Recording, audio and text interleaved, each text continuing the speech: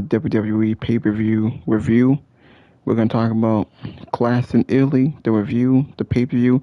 It just went out there hours ago. It came out early today because they're in a different country. It came out at 2 o'clock in the afternoon and went off at 5 o'clock. Sorry it took so long. I had a lot to do today. Wasn't sure I wanted to do it tonight or earlier.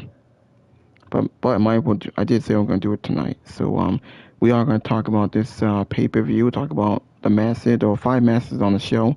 We will talk about the Triple H show with the Grande Americano match. How great that was, and Chad Gable finally took off the mask. But we will talk about this show. Hit that like button, leave a comment, please subscribe to my channel. Let me know in the comment section below if y'all want to see more. Thank you for watching. Thank you for all the support. Enjoy this video. Enjoy the live stream. My video is sponsored by JD from New York, Fightful Pro Wrestling, Salamander Sound Off, Good My Work Commentary, and other podcasters and YouTubers that I will show.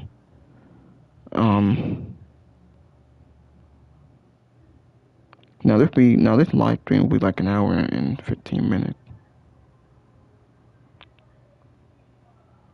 Now we are going to talk about everything on this show. Thought the show was decent. It was a very good show for what it was.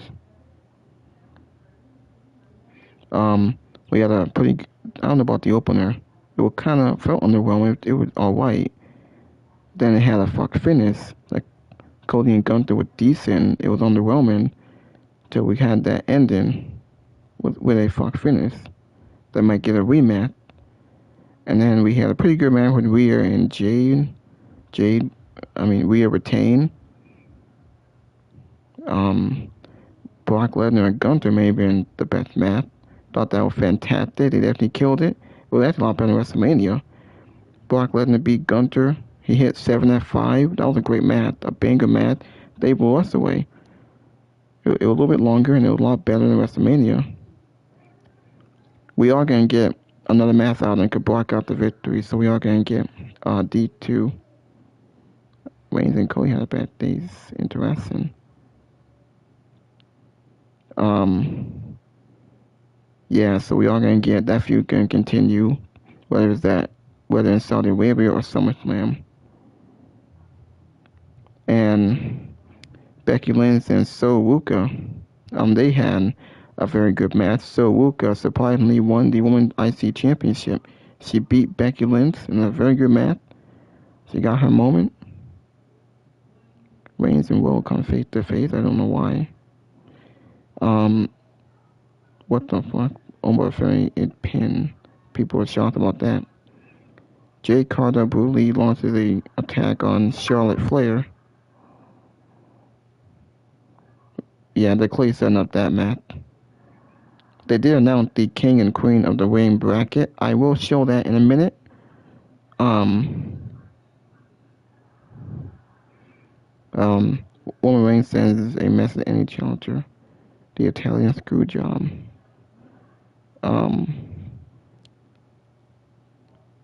Alright, the main event was very good. So was the call with there. Monte Ford was in the crowd. The Judgment Day with Liv, Raquel, and Roxanne were in the crowd. Illinois was in the crowd. So was the call and the MRT were in the crowd. He stared down Roman Reigns after Tribal Combat. I didn't know he was there. Great show, loved it. It was okay, could be better. It's terrible to be stopped right now. Oh, whoop, my bad, hold on. I wanted to show y'all more of this. So yeah, the main event was very good. Roman Reigns win clean. Jacob Fato acknowledged Roman Reigns. He couldn't stand side by side with the Tribal Chief. Wins and repeat bloodline shit. Alright, now let me get into some of the podcasters here. Cause like I said, there were 5 matches on here. Yeah, so I got a lot to talk about. Some people are upset that Obe family would pin, but at least it was a better match. It's going to continue the feud. Now, I do have a lot of questions going into tomorrow night, Monday Night Raw. I'm pretty sure it's still going to be in Italy.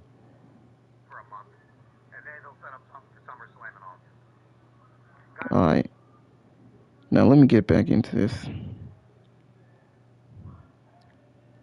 Okay. There are the highlight. We have. I will show some other podcast. I do want to show you the post show first. Hold on. This is bad creative. Clash in Italy was. Hey, hold on. Clash in Italy was a prime example of WWE creative design. I know AEW is not perfect. Dynamite this past week was not great. But I feel like AEW is picking up momentum and they figured it out. They're figuring it out again. I think Demon Hunter show that Three Diggles is like 100. Alright, Mike will show y'all some of the podcasters here. Ladies and gentlemen, welcome to my official Clash in Italy full show review. We're going to go through every single match that happened at this year's Clash in Italy. I'm going to tell you what I liked, what I didn't like, do I agree with the booking decisions, and where storylines might be going as we go towards the King and Queen of the Ring tournaments and Night of Champions. There is a longer, more in-depth version of this review with footage so you can see exactly what it is that we're talking about on a frame-by-frame basis over on patreon.com/SantiZap. We can't upload that version of the review here because it would just get instantly blocked due to copyright because we use real footage over there. So go check it out. That's electric, out of this world, but it was the finishing sequence of the match, and I was just left flabbergasted, wanting and waiting for more. And the ending of this match was just so silly. What a lazy way to protect Gunther and to give us a reason to revisit this match, because Gunther, as he was getting pinned after that crossroads, he had his foot under the rope, which in terms of WWE rules, that is the equivalent of having your feet on the rope, which should have prevented the count from even starting. And of course, the referee doesn't see it. He counts the 3. Meanwhile, the referee in the Rhea Ripley and Jade Cargill match, by the way, saw the foot on the rope 2 times. So this ref should probably be fired if he's not checking for that prior to, hitting the pinfall in one of the biggest matches of the night. It's a shame, too, because they had such a hot crowd where they could have done something special and really gotten over a truly special match. However, not that they killed the crowd, but had this been anywhere else, I do think that the result of this match and how anticlimactic it was, it could have killed those crowds that they put this in front of, unfortunately, because the crowd was not happy. The people watching at home were not happy. Santi was not happy with the ending of that match. And this does kind of tie into one of the concerns that I had about this PLE in the first place, is that a lot of this show felt like it was like either the start or the middle point of a lot of storylines, and Gunther versus Cody was the start of a storyline, so I figured we were going to get a part 2, but the way that they've set up a part 2 is so weak. Like, I am not interested in Gunther saying, I deserve a rematch because the ref didn't see my feet on the rope. That's just not a particularly really strong narrative for us. High expectation. What the hell? LinkedIn can't make your Alright, that was Mr. Santi Sav. That was another podcast that I know. What my community thought while I was... I think that's fair. I think this was into the ring and starts hitting all of the final putting, but we probably won't need to worry about. He is working some dates in June.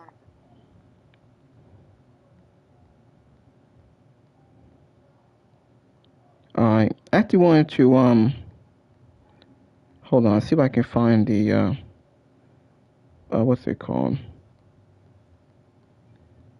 Oh, here, the post show. That's where they're in the press conference. Well, not really press conference, but the post show. How come they don't do press conferences no more and just WrestleMania? Now they do have they did announce the King and Queen of the Ring. So I assume it's gonna start on Monday and Friday this week. Penta and Obafemi, Solo Sikoa versus Carmelo Hayes. That'll be on SmackDown. Dominic and Braun Breaker, Trick Williams and Damian Priest. That's the first round. Seth Rollins and Javon Evans Tonga Lower, Tonga versus Ricky Saint, Jey Uso versus LA Knight, and Royce Key versus Finn Balor. Now, some of these names were just random, were just thrown on together. Actually, no one makes sense besides Seth Rollins. Maybe Braun Breaker, but Braun Breaker might be the tag team champion. I think based on what happened last week, with Logan Paul getting hurt and Paul Heyman making that issue that Braun Breaker may be the tag team champion with Austin Theory. So if you're gonna be in the tag team and not in the main event team, going after the world champion, they're not gonna win King of the Ring and face Roman Reigns. There's no way over Finley winning it because if you lost to Brock Lesnar, that he's not gonna be King of the Ring and face Roman Reigns and Brock Lesnar. Unless they do a swerve and do something that we haven't seen, where he faces Brock Lesnar on one night and faces Roman Reigns on the second night. But it wouldn't make any sense. And not sure how they're gonna have him face or feud with two guys. They can't do that. That's not gonna happen. Maybe too soon and they rushed it too early. So I don't think Over Family's gonna win. Brock Lesnar can still come out and screw him over.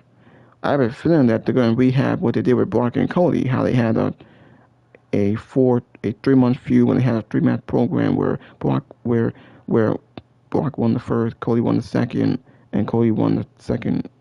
The third to end the feud. Over won the first match.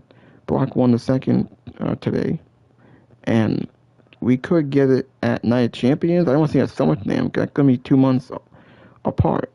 With me, Brock gonna be off TV for a month, and Over gonna wrestle jobbers or squash matches.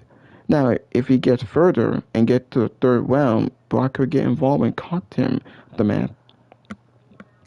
But it wouldn't make any sense now, would it? I don't know who's gonna win. Damian Priest ain't winning. Trick Williams, he's the U.S. champion, not winning. Maybe Braun Breaker. Dominic, he's not winning. Hayes is not winning. Solo's not winning. Penta's not winning. It's either Over Femi if they're gonna do it, or Braun Breaker or Seth Rollins. Gion Evans, he's not winning. Seth's gonna win that match. Tala Tonga, Ricky Saint. Tala Tonga's not winning.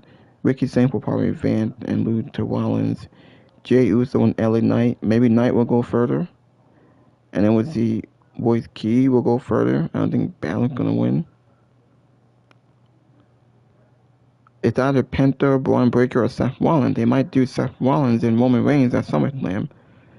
That's the only big match for SummerSlam is Rollins and Reigns, because they did tease it a couple weeks ago on Raw. But they still haven't finished off that storyline. Seth cost them the WWE title in WrestleMania 40. Seth took away his wife, man, in WrestleMania 41. He carried the Vision. We had the Vision. Reigns did feud with the Vision at Survivor Series.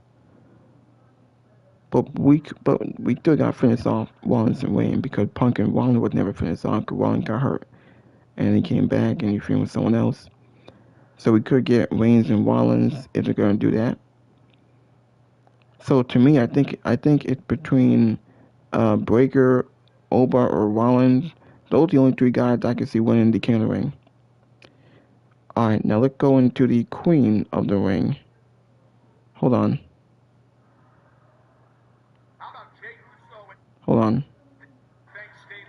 Now here's the Queen of the Ring. Some of these don't make any sense either. Liv Morgan, why is she in it? I hope they pull out. She's the world champion. They did say the winner of the King and Queen of the Ring will get a championship match at SummerSlam for the world title. Liv Morgan is the Women's World Championship. Why is she in it?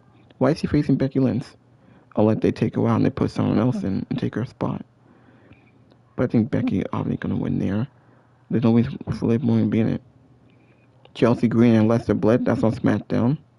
Ruka and Stephanie and Lara Valkyria. Now, Ruka just won the Women's IC title tonight. She's not winning it. But she's going to take on Lyra. I assume that's going to be tomorrow night on Raw.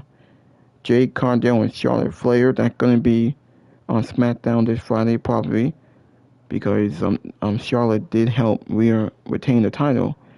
And then there was and as I said earlier, there was a backstage beatdown with Jade attacking Charlotte. So I'm looking forward to that match. Now, on the other side, we got Roxanne Perez, Io Sky, that's on Raw. We got Julia versus Legend on SmackDown. I think they're both heels in that. Bayley versus Raquel Rodriguez on Raw. JC Jane versus Katana Chant. I think the only person that should win it is JC James. Maybe Bailey, but I think JC James should win it. It's not gonna be Charlotte. I don't think Charlotte versus Liv, Charlotte and Rhea. That's not gonna happen. So it's either maybe Lila or maybe JC Jane. JC Jane and Rhea. That's the only thing I can see. So those are your bracket for the King, Queen, and the Ring. Doesn't make any sense. It will start tomorrow. They're still in Italy. So we saw Cody on the poster. We saw Cody. We saw Liv Morgan. We saw Stephanie. And we were backstage. Paul Heyman is backstage.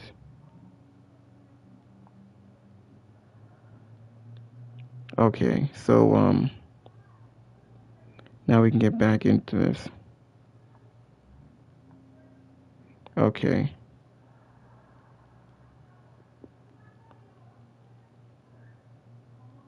Okay, so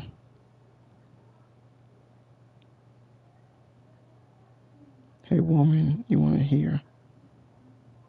Alright.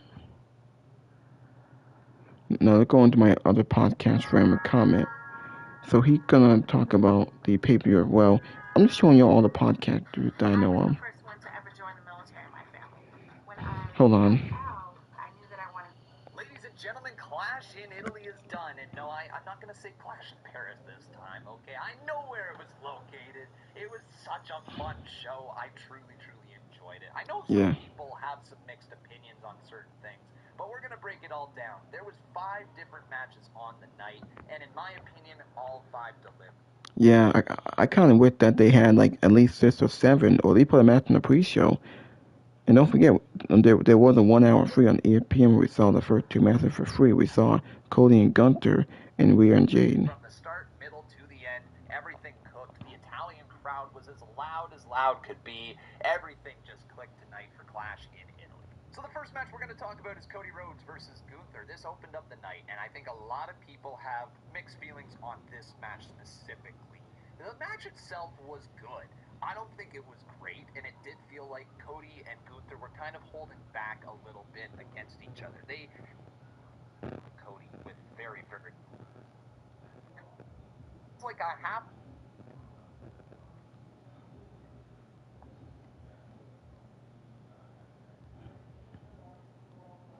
We're going to Denise South City. Ciao from Italia. What's up, everybody? It's your girl Denise Salcedo, and I'm here in Turin, Italy. So, in case you guys don't recognize my background, that's because I'm not home. But I just came out of Clash in Italy, and okay, so there's a lot to say. There's a lot to say. First of all, the actual show we got to get into, and then the kind of live experience that I'm kind of dealing with right now, because it's so much fun being out here in Italy. I can't even tell you guys. It's just so beautiful, and I've been eating good, and I had pizza earlier, and I had pasta yesterday, and I had gelato, and I have more gelato, and I'm staying hydrated because it is so... I had to walk quite a bit in order to get an Uber ride because I didn't want to early because no, I'm just gonna have to walk a little bit. Really excited. Everyone was super loud, and I don't know how it came out on TV, but I hope that it came out good because I noticed that throughout the entire night, people were chanting all of these chants, and I learned quite a bit. Thankfully, I could partake in a few of them because I do know how to count a little bit in Italian, and then also some of the things I was able to make out based off of a lot of words that are in Italian kind of remind me of Spanish words. So I was able to piece a lot of those things together, which was very fun. So when I got to the venue, by the way, my only thing that I'm so sad about, one thing that I'm so sad about, is I didn't realize that you couldn't take hand sanitizer into the building. And my beautiful Perel, nice little bottle, like for the I've ever gotten. I had good then, better now. 6 health essentials in every bowl. too into it with extra. Great. All of my videos and my So we kicked off the night with Gunther versus Cody. So I'll tell you that all my predictions for tonight were accurate except for this match. I was a little bit bummed out at this match. I was really enjoying what Gunther and Cody were doing throughout the entire matchup. I loved the strike exchange that we saw with Gunther and Cody. I loved how the crowd, by the way, was kind of cheering for both guys. I felt like they were cheering for Gunther, they were cheering for Cody. It was like they couldn't decide who to go with, whatever, right? But I really, really felt though that through there, like at the beginning of the match, I started to feel like, okay, you know, this pacing it's interesting because I almost wonder if like this pacing doesn't scream, hey, we're gonna have a title change tonight. And I started to think to myself, man, what if there is no title change today for Gunther and Cody? And as the match went on, I was finally really getting into it. Like there was a moment where things started to peak and it started to get really good. And I was like, yeah, here we go, here we go. We're going to get into that portion where Cody is going to, you know, unfortunately drop the belt to Gunther, this and that. And right when we started getting to that point of the match, before I knew it, the finish had come. It was over. And here's the thing, I don't know how it came off on TV, but when you're in the live audience, depending of course on where you're sitting, you don't get to see everything, right? And so I never saw that Gunther's leg was underneath the rope. But from like my perspective, when I was counting the one and the two, I thought it was over. Like at the two, like I didn't think we were going to a three because it looked kind of funky on my side. And so I was kind of confused because there seemed to be some hesitation, but I didn't know where the hesitation was coming from because I couldn't see all the angles. And by the end of it, I thought, oh, that was it? That was it? Like that was the finish to this match? No way. And so unfortunately, I don't think that the crowd was really able to react to that because I think everyone had a moment of what the hell is going on right now? What is happening in this matchup? Why did he win? And then afterwards, when Cody did win, like there was a couple more boos, and I didn't really feel like those boos were there during the actual matchup. So I liked the match, and I was really getting into it until that actual finish that I really did not love that. So when that happened, I'm going to tell you the truth. When Gunther did not defeat Cody, I started thinking to myself, oh, WWE is going to play it safe today. And by that, I mean, is they're really not going to do anything major on this show that we didn't already see coming. Now, you guys are probably thinking, major, Denise, Brock Lesnar defeated Oba. Yeah, I know. I think we all saw that coming, right? Like, that was probably the biggest thing. Ruka obviously became champion, but I didn't think there was anything on the show that felt so drastic besides maybe the Oba Brock stuff. Like that was honestly it. Like everything else kind of felt a little safe.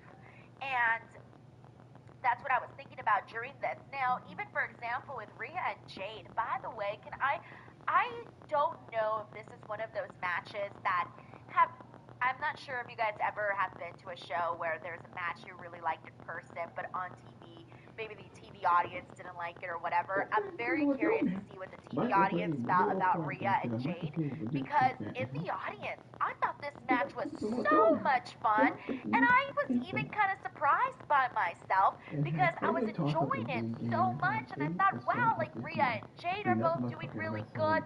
The crowd, of course, is super high and crazy for Rhea. So I feel like the fans were really excited. And when they brought out Charlotte to go help out Rhea, I kind of like thought, oh fuck, this is really awesome. So everything that they did there I thought was very good. Again, predictable, of course, having Rhea win, so now Jade having those back-to-back losses, but still nonetheless very enjoyable. Then we had the Brock Lesnar Oba match. Now, this was the one that, of course, felt like the biggest thing of the night. In a way, I'm even surprised that this didn't main event the show because It was the match that the crowd was the most hottest for. They were so interested in it. Brock Lesnar got the biggest pop of the night. I think his pop was bigger than some of the other people that you would expect to have massive pops, but the Italian crowd definitely loved Brock Lesnar. Like, he got a massive reaction, and you can tell he was really feeling himself too, because he was like into it. And as the crowd got louder, he started running the ropes. It was funny because when Oba was doing his entrance, Brock was doing his little dance, but at the same time he was kind of doing Oba's, so it was like a mix of his dance and Oba's dance. Oh my gosh, so funny. Anyways, so this matchup, by the way, Brock hit like a zillion F5s. I don't know what the official count was, but he hit like a zillions of them. So when I first saw that they were doing this match, I started thinking to myself, oh my god, I can't believe Brock's back. I can't believe he didn't retire, blah, blah, blah, blah, blah. But my instant thought was, okay, clearly Brock Lesnar is defeating Oba at Clash in Italy. The second we found out this match was happening, I'm like, all right, Brock is going to get his win back. It's going to happen. And I was very surprised by how many people on social media were writing to me, you're wrong, Denise, you're wrong. Oba's winning. Why do you think that? He's not going to win. Brock's not going to win. You're crazy. And all of these things, and I thought to myself, guys, what? Like, Brock isn't going to come back here in this moment, in this matchup. And sorry, guys, I have massive allergies right now. They hit me on my walk back, so I can barely even breathe while I'm doing this. Anyway, so I kept thinking to myself, isn't it obvious Brock Lesnar is winning? Is that not obvious? And I personally thought it was super obvious. Whatever, but there was people arguing me about it, and I just thought, am I seeing something wrong here? Like, there's no way. I'm like, Brock's crowd. Cats lose their cool for temptations treats. Running your first 5K? Hard. His first day behind him. Yeah, the crowd loved this match, by the way, the whole entire time. They were reacting for it when Oba, by the way, stood up when they were almost going to count him out. Because I was, noticing things in this matchup. But regardless, I felt that Becky and Soul, they worked together fantastically, and they were able to give losses to Roman Reigns, and I'm like, damn, bro, you're gonna have to fall in line. I was waiting to see what was gonna happen after the matchup, because Jacob Fatu was kind of standing there, just staring at Roman, and Roman had his back to him. I'm assuming you guys saw a different angle. I don't know, but that's what I saw. And it made it look like Jacob Fatu was a fan trying to get an attention of his celebrity person who's not paying attention to him. And I thought, damn, man, I can't believe it. What does this mean for Fatu? They had the MFTs go out there. You guys already know how I feel about that. But the actual match, that was fun. I like that they went around the arena a little bit. I was laughing so hard when they went to the concessions area, because that's where I bought my soda and my Fonzies, and then Roman threw the Fonzies. And then also Roman passed through my little section, so I got to see Roman right there, which was pretty cool. So again, Roman wins, and predictable, but fine match, entertaining, very entertaining. Love the table spot, love the outside shenanigans, everything like that was good. Again, I think part of what made me enjoy it so much was being in the audience and getting to be there. So I'm very curious to see how all of these matches and all of the show hit for you, the TV audience, because I haven't seen any tweets or feedback or anything about the show yet. I haven't gone on to Twitter to go look, so I want to get everybody's thoughts on that. But yeah, guys, all right, I will. That level. But if you please, see, this is the thing. It's kind of like if you have a restaurant and you offer one type of food and you're good at it, but there's other alternatives out there. And you're like, okay, I'm very...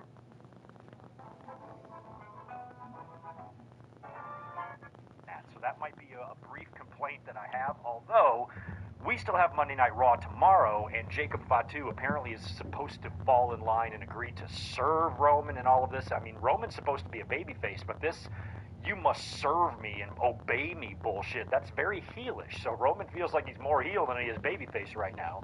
And something could still go down on Raw tomorrow. But, Jacob, if he falls in line here, we're going to have another bloodline running Monday Night Raw.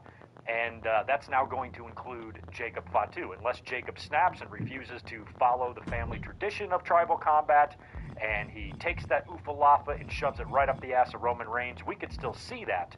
But, it just feels like more of the same when it comes to Roman Reigns. So we will see where it goes. In terms of tribal combat, one of the weakest matches on the show, a bit underwhelming. Jacob Fatu obviously did make the match, where there was some concern that this match would not happen because he was reportedly injured at the live event a couple of nights ago, but he was good to go here. I couldn't really tell by watching him if he appeared to have any injury or if he was less than 100%. It didn't seem like it, but there were still aspects of this match that I found underwhelming, considering it was tribal combat. I thought we might see a little bit more. So I think the two title matches that bookended the show were, two of the weakest. Cody and Gunther was a decent match, but that finish, what the fuck? And Roman and Jacob was a little bit underwhelming as well. So I think the middle of the card, props to Rhea Ripley and Jade Cargill, had a tremendous match, and Brock Lesnar and Obafemi had a fucking banger as well. The other three, I'm not sure. But we did have one title change tonight, which we'll talk about as well, and I want to hear what you guys have to say in the chat about Clash in Italy. Give me your grades, A, B, C, or D. Give me your number grades, 1 through 10. I'm going to give it a C+. I'm going to go C+. I could go B- because I did enjoy it, and what I liked about it, even though it was packed with commercials, there is nothing more puke-inducing than the WWE and ESPN era. I hope that this does not continue beyond its current media rights deal, and these two entities go their separate ways when it's over, because I fucking hate it. But this was a 2-hour and 45-minute pay-per-view. Granted, we had 97 Ram truck commercials or whatever the fuck stuck in there, but it was still an easy watch, didn't go too long, and it felt like 1996, 30 years ago. Every single pay-per-view from both companies, unless it's Halloween Havoc 1998, was 2 hours and 45 minutes, even the WrestleManias. So it kind of reminded me of the good old days back then. But all in all, Clash was an easy watch. It didn't drag out too long, and a couple of the matches exceeded my expectations. And we'll talk all about it here as we go through. And we're also going to talk about the tremendous match that took place in Mexico last night. So welcome to your WWE Clash in Italy review. Do me a favor, drop a like here on the video, and drop a review. I'm going to wait and see. I'll get up to several years, not just AAA, not just WWE, not just Mexico, not just US, in wrestling, period. They embraced this, knowing who both guys are, and knowing that the way it kind of started in WWE, and for them to embrace an angle like this, and for not only that, but for Gable and Ludwig to really, really take it seriously. There was a respect for the culture with both guys in this whole entire thing, especially the ending here with Gable, respecting the tradition, taking his mask off, saying his name, saying where he's from, what he wanted to learn, why coming down here, and the history, and the culture, and the legacy of Lucha Libre Wrestling, and all of the respect that was shown, not only from the crowd to these guys, but back. And of course, they were in love with Ludwig, El Grande Americano, who filled in for Gable after the injury.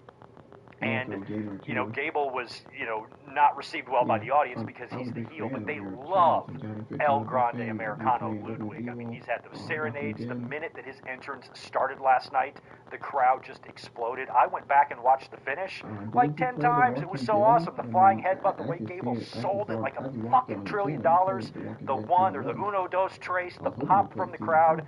I was blown away. The match was about 30 minutes long. It was tremendous, and gallons of blood were spilled on the outside of the ring. Even when Gable took his mask off, you could just see the gaff in his forehead, the blood trickling down his face while he's trying to speak. And just the emotion, and having El Grande's girlfriend there at ringside. They tapped into every story beat that they've been doing along the way in the storyline and this angle. And the match was just incredible, about 30 minutes, and I watched it on the Spanish commentary. I did not want to hear who was on commentary, JBL probably, and Graves or whoever the fuck. Like, I didn't want to listen to the American commentary. I wanted to listen to the Spanish commentary, so I watched it straight through, listening to only the Spanish commentary, only understanding about 15% of what they were saying, but it made it so special. That was so tremendous. What a great match. You watch this stuff, too, and you wonder, like, why can't you see this in WWE? This attention to detail and this character growth and these rivalries and these feuds. Granted, the crowd and the fans, really helped move this along, and they deserve a lot of the credit here. But you got two world-class athletes that AAA should not be used for WWE anyway, should not be used as a place to send people you don't have to have anything for. Like, look at what these guys are doing. Why are these guys not at the top of the card? These are both world-class athletes. We've all been calling for Chad Gable to be a major singles champion in the company for no less than 8 years now. And Ludwig has been proving himself more and more every single year, even doing so inside of elevators. This guy is not to be trifled with, and neither is Gable. And I am so pleasantly pleased and surprised with how this has gone down.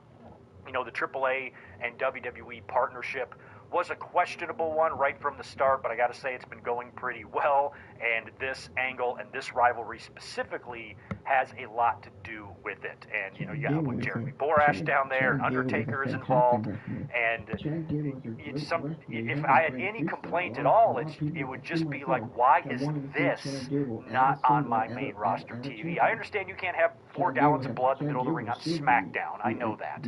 But I'm saying, the rivalries that fans can get invested in, to this degree. It can be done. It can be done with your own dudes. You can see this. And I understand it's a different type of an audience, but the way the Mexican audience embraced these two fucking gringos coming in and, essentially at the beginning kind of making a mockery, of Lucha Libre. And they were the fans were completely unoffended by this. If anything, they embraced it.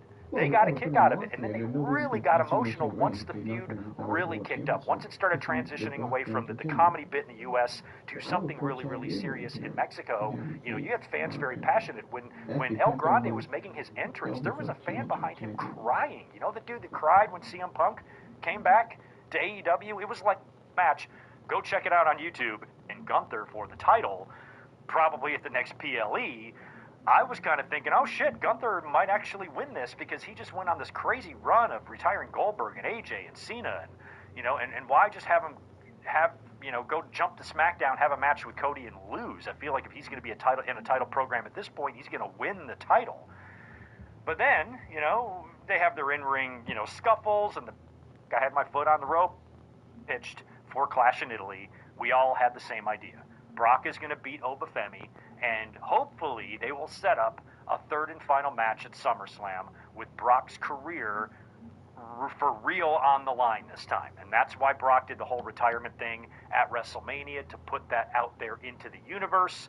That way, if he comes back to face Oba, there's a reason to put that stipulation in a match or in a final match or whatever. So the match was made, of course, for Italy, and my biggest concern going into this, even though I predicted Brock Lesnar to win, we went through both scenarios, and I said if the end game is to do the retirement match at SummerSlam, and we're still not 100% sure if that's the deal, that's just like what a lot of us are assuming, so let's just hypothetically assume that is going to be what's happening. I felt that Brock Lesnar would probably beat Obafemi, and then they would do a third and final match to decide it all, this time with Brock's career on the line. But I was also of the belief that if Brock is going to retire at SummerSlam, he doesn't need to beat Oba at all. Like, why? Why not smash Obafemi over? And I've referenced a couple of times, 2005, Triple H, when Batista, it was time to make him. Triple H dropped the title to him at WrestleMania and then dropped 2 more pay-per-views in a row, 3 total to Batista, putting him over. And, Tito, I'm going to fucking kill you. Come here. Down here. And if Brock is going to just retire anyway, I don't really see the need need for him to beat Obafemi. So I could have seen a situation where Oba dominates and beats him again in Clash in Italy, and then Brock, out of frustration, demands one more match. I can beat you, I fucking know it, and if I can't, I will retire. And you can just do it that way. That would have worked fine too. So my big concern going into this is that if Brock wins, which I have no problem with, there's a lot of debates, Oba shouldn't have won, or yes, he should have won, or adds to his case. Twitter's a fucking echo chamber. Everybody's saying the same shit. It's either that or there's one dude in a data center controlling every pro wrestling fan's mind under the age of 30. Something's going on. They're all saying the same thing. And my concern was not necessarily who won or who lost, but how that win or loss came off. And with Oba, as long as they found a decent enough way for Brock to win and either keep Oba strong or make him look really strong, then I have literally no complaints. I also was of the belief that you could have had Obafemi win all 3 matches, and I got a lot of pushback on that. Oh, you don't be stupid. I'm like, no. I'm not saying it has to be that way. Barricade, weird why Brock would screw Oba, but Oba being in the tournament and us not believing he's going to win it, the only option that remains is for him to get screwed by Brock Lesnar. So in one of these 4-ways, instead of like having Obafemi advance and have to take an actual pinfall loss, in the 4-way, assuming these aren't elimination matches, which I don't think they are, you could have Brock come out, F5 Obafemi on the outside of the ring, and then Penta pins Carmelo Hayes and advances. Just like that. And Oba. Well, that's a good question. I hope this is a fatal 4-way. It could be a fatal 4-way instead of a 1-on-1. Okay, I think we may have like maybe a 3-week. Is it a 3-week or 4-week build? We actually just don't know, but they could be a fatal 4-way. That is a good question. So maybe I'm wrong. Maybe it may not be a 1-on-1 with just Penta or Oba or Solo or Carmelo Hayes. We could look at fatal 4-way. I'm pretty sure they're just saying that. Well, those are the guys on Raw and SmackDown. So it may be a fatal 4-way. I hope it is. I hope it is a fatal 4-way because that would still protect certain superstars and certain wrestlers. Because I remember last year it was a fatal 4-way. I don't think last year we had King of the Ring and Cody won. I think it was a fatal 4-way. So I hope it is a fatal 4-way, and then maybe round 2 will be a 1-on-1, and then round 3 will be a 1-on-1. So that's what I think gonna happen. I hope that happens because it just makes sense. So we'll have to wait and see. It's not even involved in the finish, but these are.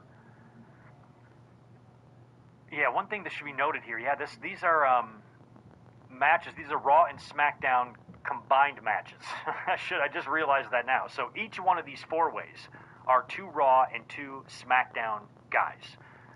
So they could happen on Raw or SmackDown, I suppose. Yeah, it's kind of a fucking weird tournament that Triple H does here. But Obafemi being in this is a little weird because how is he not going to win if the plan is for him to face Brock at SummerSlam? We'll have to see.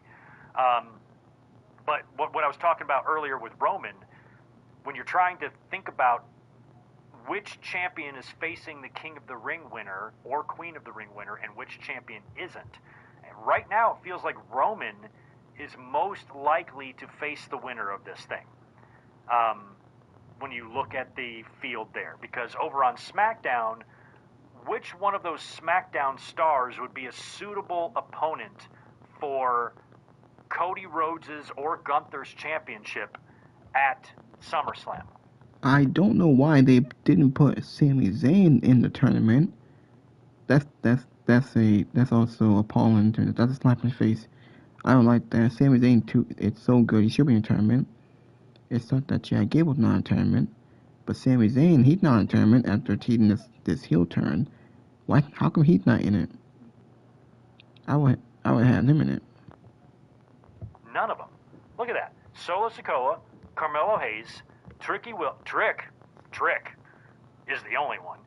Tricky William, Damian Priest, then we have Ricky Saints and Tala Tonga, and Royce Keys and Balor. So I would say like maybe Trick and Royce would be the only two from SmackDown that would even have a chance. And hey, I pitched the idea of Trick Williams actually winning the world title at SummerSlam a couple of weeks ago because he's massively over. I had this idea of Oba facing Roman for the title on one of the nights and Trick facing Gunther. You know, if Gunther beats Cody, Trick versus Gunther, Oba versus Roman, and Trick and Oba both come out of SummerSlam with championships. I actually pitched that whole thing a couple of weeks ago. But Trick, you know, when you look at the SmackDown field, it's feeling much more likely that a Raw guy is going to win because look at how stacked it is. You got former world champion Seth Rollins, former world champion Jey Uso, future world champion Oba Femi and Braun Breaker and Dominic Mysterio, and, of course, LA Knight, who you can't forget about either. Not to mention Javon. So the Raw field is way more stacked for the men, right? So I think it's going to be a Raw guy winning the tournament to face Roman Reigns, which is why he does not need to be on TV for the month of June. And I would watch SmackDown a lot. I would see what Cody and Gunther are doing. They're going to be building to a match at Night of Champions.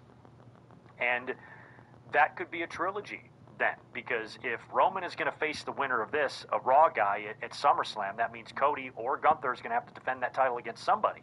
And if Gunther were to beat Cody at Night of Champions, you would think Cody would be granted a rematch at SummerSlam. So it might be Cody and Gunther and Brock and Oba 3 at SummerSlam. We might get 3 matches out of all of them because Cody and Gunther have wrestled before. Got to think about some outside players here too. Randy Orton, Drew McIntyre. Where are they? Could they make their presence known somewhere in this and affect some of these outcomes going into WrestleMania? But if I had to guess right now, I think we're looking at Roman Reigns versus Seth Rollins, Oba Femi versus Brock Lesnar, and Cody Rhodes versus Gunther at SummerSlam. I think Cody and Gunther might be 3 matches. Maybe Cody and Gunther maybe the stip isn't at the Night of Champions match, maybe at SummerSlam. In a cell or some shit. I don't know. What do you guys think about all that? Lots to think about as it relates to the tournament. In terms of the women, here's the most fucked up part about this. What the hell's Liv Morgan doing in there? She gonna win so she can challenge herself? I'm gonna face myself. I'm making bad decisions. I'm gonna face myself at SummerSlam. What the fuck is that all about? So we've got Liv Morgan, Becky Lynch, Alexa Bliss, and Chelsea Green in one 4-way. Sol Ruka, Lyra, Charlotte, and Cargill in another. Then on the right side, Roxanne, Io, Julia, and Lash Legend, and Bayley, Raquel, JC, and Kiana James. So when you look at this, I feel like, what's Liv Morgan doing in there? That makes no sense. So if Liv Morgan is in there, unless she wins it to go to SummerSlam to face Ripley in a champion versus champion deal, would they do that? And then Dominic turns on Liv and rejoins Mommy? Is that what we're doing? Like, why the fuck would Liv be in this thing? Or are they telegraphing that she's going to lose the title? You know, does she drop the title and then win the tournament to then face the champion at SummerSlam? Her even being in this thing is just bizarre as hell. I don't understand that. Now, if she loses this opening 4-way, then it doesn't matter. But then why put her in it? Why put her in it at all? Are you out of women? Do you have nobody left? Nobody else back there you could fill in? Like, why is Liv Morgan in this thing? What the fuck does that mean? I mean, well, look at the entire field here. I don't even know. You know, I would say perhaps, Becky Lynch should come away with this victory, but that means she would face who? What, Liv Morgan? Who's the champ? I don't know. I have no idea. The women is really tough to predict. I think my pick. Oh, actually, I know who it's going to be. Never mind. I already knew. I knew this.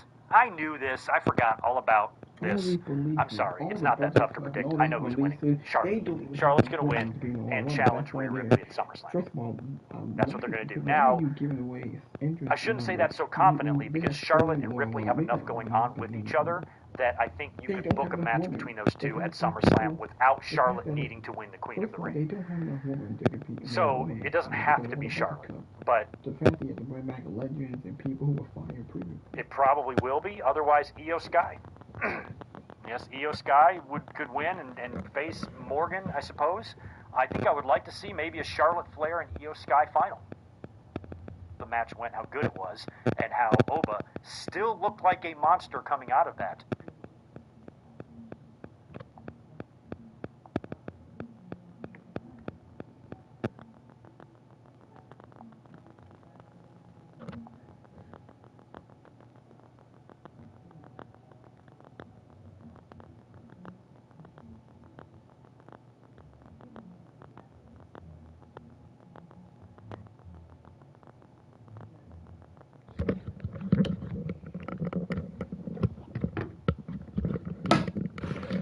Hold on a second. Very sorry, I have to show y'all the other podcaster. Alright, here we go. Your biggest fear came true. Your beloved. Alright, here we go. He brought the arm submission back. Been wondering where that was in the arm. Tonga and NXT Black and Gold Takeover is being so great. Weekend. And where we...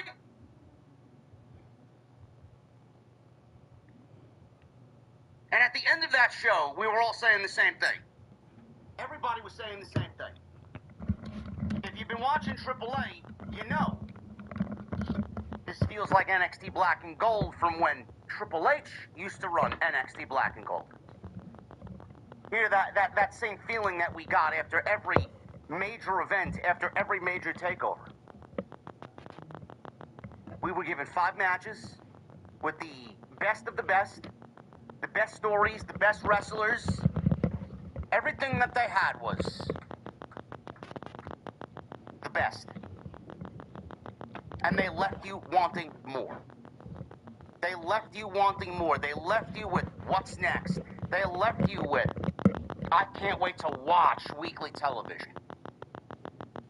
Man, this was so epic. I can't wait to watch what comes next. I can't wait to see where this guy or this woman goes next. After every one of those shows, we were left asking, because a lot of those shows took place on major Vince McMahon pay-per-view weekends. TakeOver was never standalone like it is now, or these, they're not even takeovers. I mean, it's fucking sad. I can't even compare them. NXT PLEs, they are standalone events now. They don't accompany the main roster.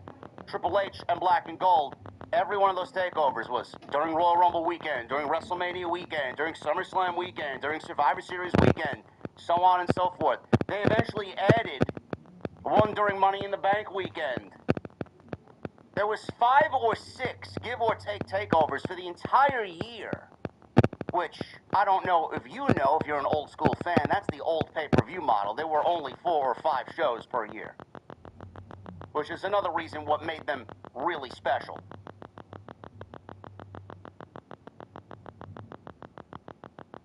We were always left asking, how is Vince McMahon going to top that? How is Vince McMahon going to top what Triple H did with NXT TakeOver? 9 times out of 10, he did not. TakeOver blew the main roster out of the water. Every single time. There may have been 1, maybe 2 that didn't. But those were the rare circumstances where NXT at that point was probably gutted. A lot of call-ups happened, and NXT needed to go through some weird rebuilding phase or restocking phase to replenish the brand after Vince called up 5, 6, 7, 8 talents. We're now asking the same thing with Mark Calloway's AAA and Triple H's main roster. Did Triple H top what AAA did with their show on Saturday night? The answer is no. The answer is no. And we're definitely getting a sense of competition in the WWE system. The competition in the WWE system with the main roster and NXT Black and Gold never really amounted to anything. NXT Black and Gold takeovers being so great never really translated to the main roster. They never put their best foot forward. Vince didn't want to compete. Vince sought to kill. Instead of competing with his son-in-law and making a better show because his son-in-law put on a better show, Vince opted to kill NXT and then wipe the whole fucking system away and kill the entire fucking process. He would bring up people to the main roster and he would fucking bury everything Triple H did on the main roster. You know who they are, I don't need to go over them. That's not gonna happen now. I can't see Triple H doing that to The Undertaker. I can't see Triple H doing that to Shawn Michaels. But you would think, with Triple A operating the same way that Triple H ran his Black and Gold takeover shows, you would think that there would be some real sense of competition in the ranks of WWE. That Triple A putting on that great of a show would translate to the main roster to have them put on an even better show. They did not. And for us fans, that sucks. For us fans, that's very disappointing. Triple H continues to play it safe. He continues to wake up every morning during the mornings of these PLEs and opt to do nothing. There's no title changes. No title changes anyway that really matter. Sol Ruka won the Intercontinental Championship tonight. I don't know if I would have been so hasty to put the Intercontinental Championship on her. But WWE seems to think the world of Sol Ruka. Triple H wakes up the morning of these PLEs and opts to play it safe. He's the type of guy that goes to the restaurant in the hotel he's staying at and he orders the safest thing on the menu. He'll order his coffee with extra cream and sugar. He will never taste black coffee. Unless he drinks black coffee now. I don't know the way he takes his coffee. He's always with a coffee. He always was shown with a coffee. The man takes no risks. This is the type of guy that we're dealing with. His attitude is, Stephanie, please hold my hand while we cross the street. I can't cross the street on my own. I'm not a big boy yet. You know, we see the old lady coming out of the supermarket and she's got 3 bags of groceries and she can't carry everything herself to the car. Triple H is the guy that would help into his car because he can't manage all the groceries himself, while the old lady, she's doing it 5 times better than he is. She don't need any fucking help. She'll take the risk. If something falls out of the bags that she's holding, oh well, I'll go buy something else in the fucking store and replace the thing that I dropped. That's the man we're dealing with. This is the man we're dealing with. Triple H is the type of guy that plays Call of Duty, if anybody's still playing Call of Duty nowadays in 2026. Triple H is the guy that plays Battlefield. He plays the old dad games. He sits on a fucking mountaintop somewhere while he's wielding a sniper rifle and he's gonna play Battlefield, picking off people trying to cap fucking C-Flag in Conquest. Oh, you think you're gonna cap that flag? I'm gonna sit here for 45 fucking minutes and just pick everybody off, and I'm not gonna be I'm gonna be non-confrontational. It's the type of guy Triple H is. Or if he's playing Call of Duty, which is a little bit more, I would say, sped up. Triple H is the type of guy that sits in the fucking corner in the back of the map, camping somebody's spawn with a fucking SG-12 Dragon's Breath flame rounds, and he thinks he's fucking cool. It's the type of guy Triple H is. The point I'm trying to make is, the company is too fucking safe, which results in the show being boring!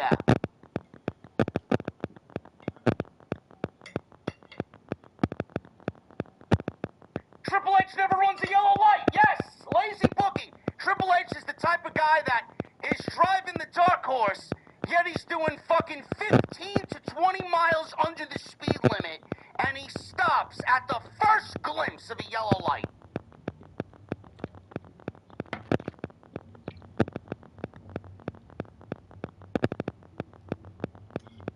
had some fucking fool tell me this morning, why don't you stop being so hard on Triple H?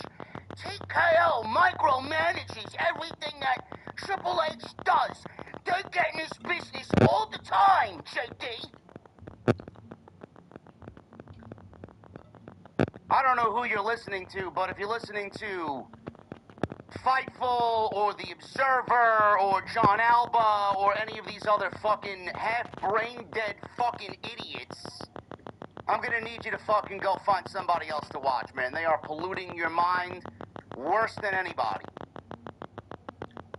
Triple H isn't being micromanaged. TKO isn't micromanaging Triple H. TKO isn't coming to the weekly shows and telling Triple H what to do. TKO barely even realizes that SmackDown exists. I would be shocked if they watched 5 minutes in total for the entire year of Friday Night SmackDown, not including WrestleMania season. Triple H is being micromanaged by nobody. Triple H just doesn't give a shit.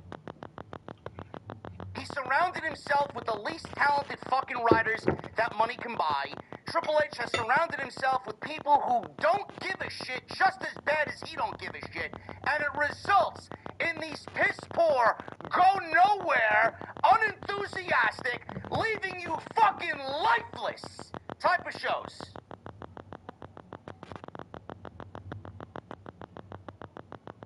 Now, I may be a little animated for a show that I thought was very good, but we have a deeper problem. The fact that we got a good show,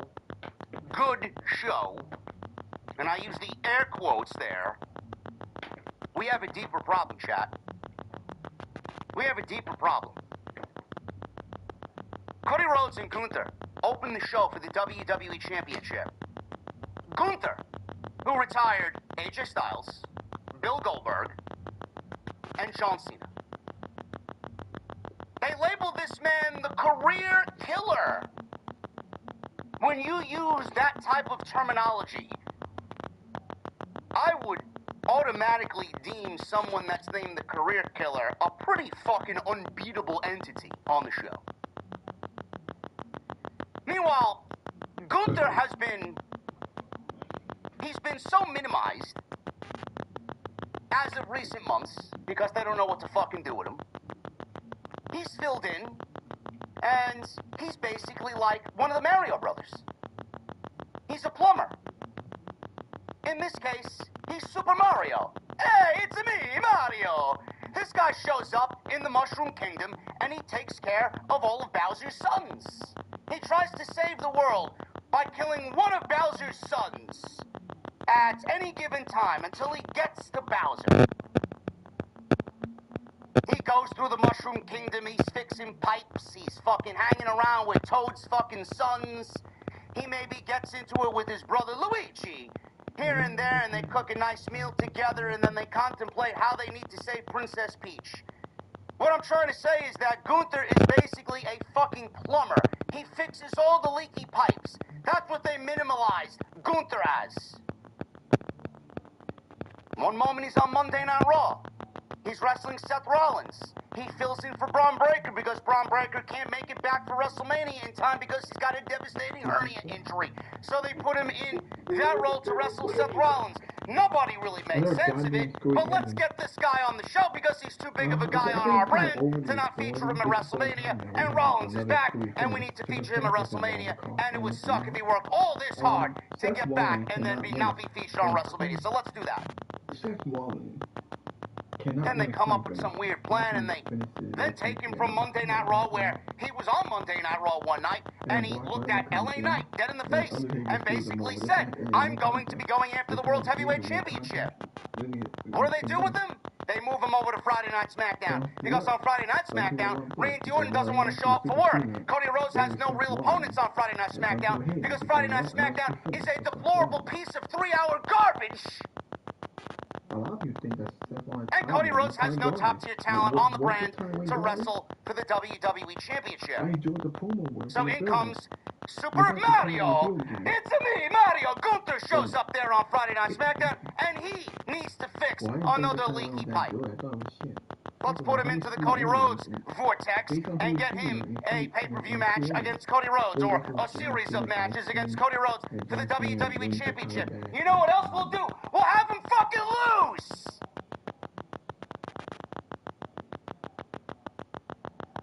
How did those writing sessions go about, chat? Did Triple H sit down with his fucking absolutely low-effort, low-budget creative team? What was the fucking narrative coming out of that writing room? How do we make Gunther look like a complete fucking geek? They came up with the absolute most dog shit way to beat someone that you labeled the career killer. You might as well fucking let him go so he can have a career in fucking fixing leaky pipes. Because that's exactly what he is. He's a fucking low-budget, I gotta pull my pants up so you don't see my ass crack, fucking plumber.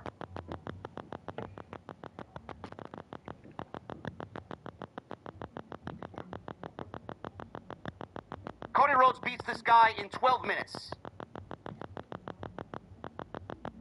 The final bell rang at 8, no, maybe their time. What was it? 2:22. 2:22. After we got Cody Rhodes fucking aura farming his entrance, cause Turn Italy sang every fucking lyric to every fucking line in Cody Rhodes' theme music, the bell finally rang, and they gave these guys 12 minutes. Give or take, I may be being generous.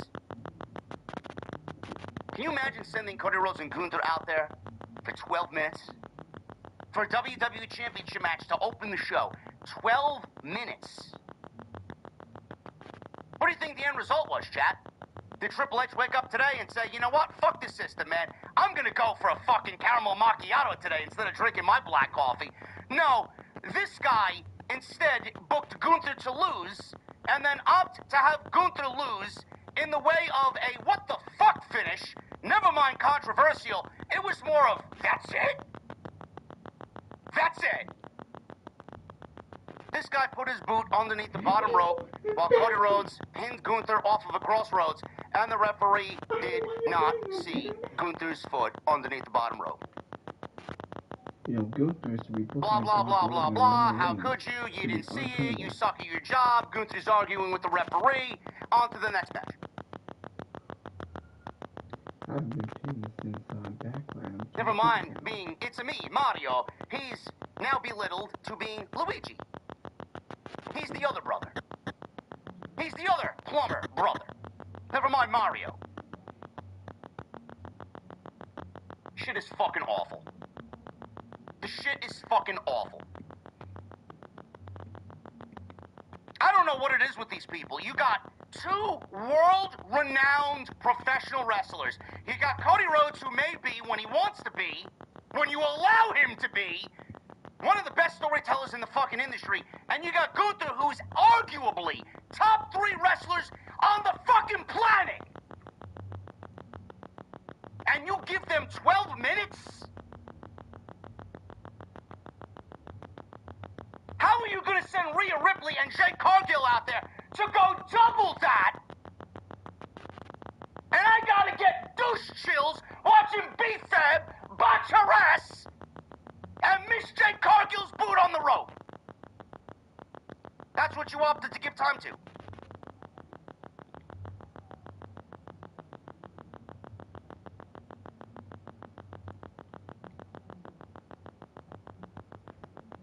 Would it have killed you to put the title on Gunther and fuck things up a little bit?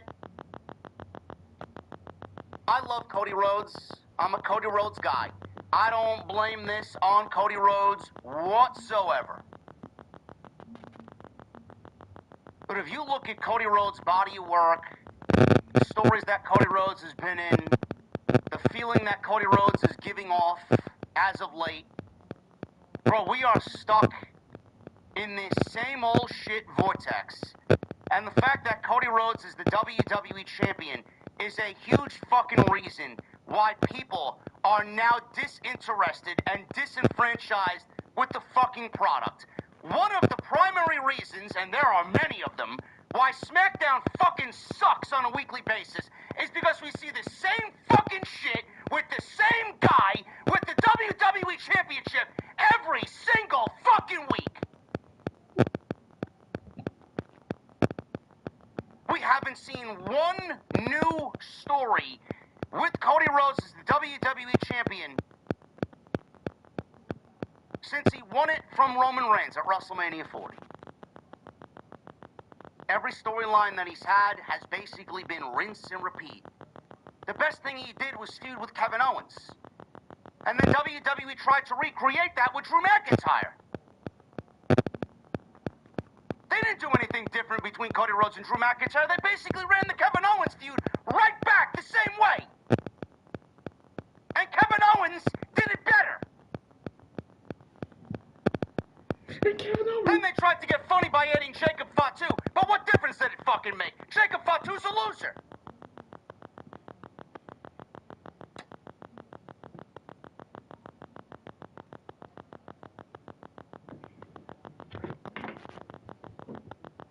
Would it have hurt for Gunther to be the WWE champion?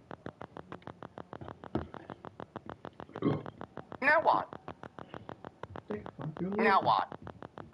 By the way we look at the King of the Ring tournament, which we will go over in a little bit, Gunther's not even in the King of the Ring tournament.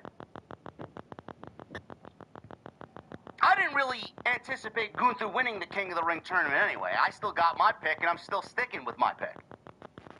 And no, it's not Obafemi, who is in the tournament. The way that they ended that Cody and Gunther match tonight was fucking absolutely fucking terrible. No, you didn't pop the crowd. No, you didn't create captivating, thrilling, interesting television that creates this vibe of, man, I can't wait to watch Friday Night SmackDown to see where they go. You left everybody in turn, 13,000 deep, and everybody watching on ESPN saying the same fucking thing. That's it? What the fuck? I love the pay-per-view better than the show, by the way. Oh my god, man, this show fucking... If you think that's good creative, you should be fucking fired.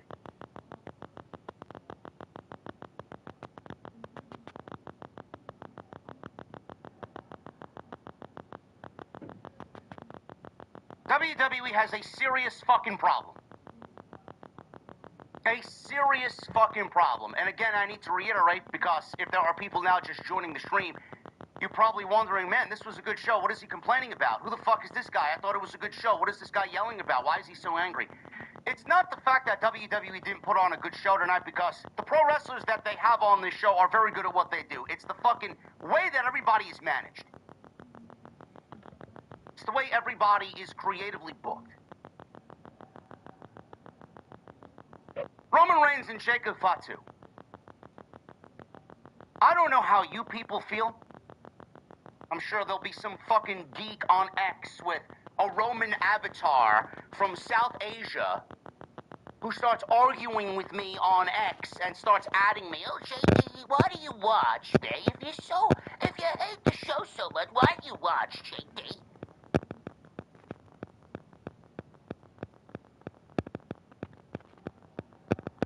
WWE has a serious fucking problem. And they don't realize how detrimental to the overall feel of the show it's starting to become. Never mind starting to become, has become. It has been this way for a very long time. The WWE has this overlapping situation, week in, week out, the same thread through all of these shows, which is Bloodline. Bro, we're done with the fucking Bloodline. You, me, everybody in this chat, we're fucking done with the Bloodline. I respect the family. There are people in that family that aren't there that I am big fans of, that are working their asses off to get where they need to be. I'm a big fan of Jacob Fatu. I think the Usos are one of the best tag teams of all time. Roman Reigns is incredible at what he does and is the only thing on this show that feels even remotely important. But man, oh man, The WWE heavily relying on the Bloodline story week in and week out when the shit has been fucking dead for 2.5 years. It died in Philadelphia at WrestleMania 40 when Cody won the WWE Championship and finished his story. Why are we still running the same angle and the same gimmick 2 years later? Roman Reigns, Jimmy Uso, Jey Uso, Solo Sikoa. Now we add Tala Tonga, Tama Tonga, and Jacob Fatu to the mix. We still got LA Knight mentioning the Bloodline. We got Royce Keys coming to the forefront because of his history with Solo Sikoa. None of these things are interesting. Nobody gives a single shit about the fucking past relationship between Royce Keys and Solo Sikoa, and nobody wants to see LA Knight mix it up with a fucking family that's only gonna bury him in the long run anyway. We've been there, done that. You've been doing it for too long. The fact that WWE is still relying on the Bloodline to carry these shows does not create captivating, must-see, man, I gotta tune into Monday Night Raw energy. It makes people want to tune out and do legitimately anything else. How this company looks at the final outcome of Clash in Italy, with Jacob Fatu losing 2 back-to-back PLEs to Roman Reigns, now must serve Roman Reigns. Serve him what? Serve him breakfast in bed? Serve him shiny shoes before he goes out to his dinner with his wife? Serve him what? What is Jacob Fatu serving Roman Reigns?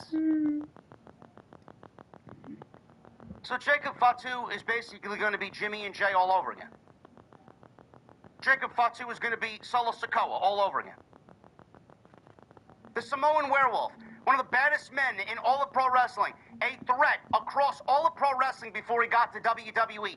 Now, using the term neutered.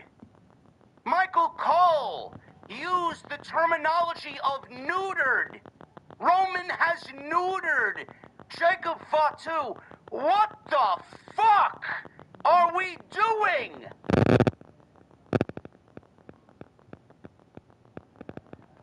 Do you think this creates must-see television going into Monday Night Raw? The same storyline that we've seen for 5 fucking years now. Leaving Roman Reigns with exactly who? Who's next? Who's next in line at Night of Champions, where all the belts should be on the line? That leaves nobody. Who will he be defending the championship against next? Certainly won't be Jacob Fatu because Jacob Fatu is neutered. And he will be serving Roman Reigns. The fact that this writing team thinks that this is great, every one of them should be on the fucking budget cut list. Every single fucking one of them. How they think that this is creating captivating television on week-to-week television, they should be fucking fired. The fact that you have to rely on Roman's family and the bloodline to be the overarching angle on this show, week in and week out, for years and years and years, with no real substance, with no real change, by doing as minimal as possible. Oh, let's put this Samoan through a table. Oh, let's have some family drama here. One guy gets angry at the other guy. One guy says mean words to the other guy. Jacob Fatu, yada mean! I'm gonna dog walk your ass! All gas, no brakes with it! The fact that you think that this is captivating fucking television to carry you through 52 weeks out of the fucking year, bro, you need your fucking head examined. Seriously.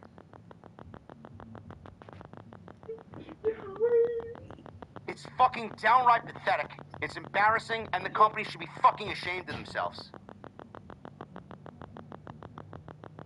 You have hired people. You have hired people to basically string across stories from week-to-week television that any one of us could do. You have content creators on YouTube who have universe modes that write better storylines for video game characters across their video game WWE 2K26 universe modes that do a better job than the people that are making 7 figures writing this fucking television show. I can't tell the difference between what a human being does and what an AI program like ChatGPT does. Why do we need human beings if this is the level of fucking storylines that we're being given every single week? What do these people actually do? You've hired these people to do what? I've seen nothing but the same narrative, the same dialogue, and the same storyline for 5 years now. Where is the story? What is the fucking story? Why is it taking so long for us to get where we need to be? Roman has won a title back that he called the secondary title. What do you think you're going to accomplish? What story do you think you're going to convey with him holding this title that he didn't do with the WWE title for 1,300 motherfucking days? What? What do you think he's going to do now? What?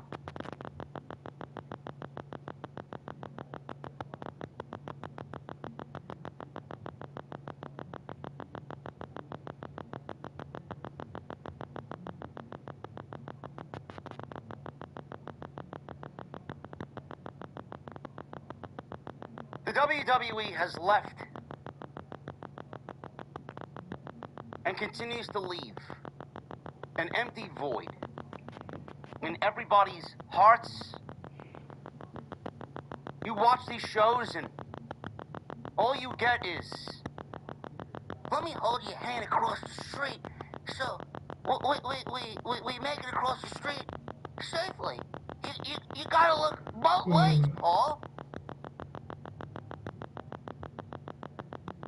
Bro, I'm gonna need Triple H to get into the fucking dark horse and run a fucking red light or two. Seriously. I'm gonna need Triple H to go to the fucking coffee shop and bypass his black coffee and get something so fucking obnoxious that it just fucks up the system. Something that's gonna give him a sugar rush. We can watch the movie Toy Story 5.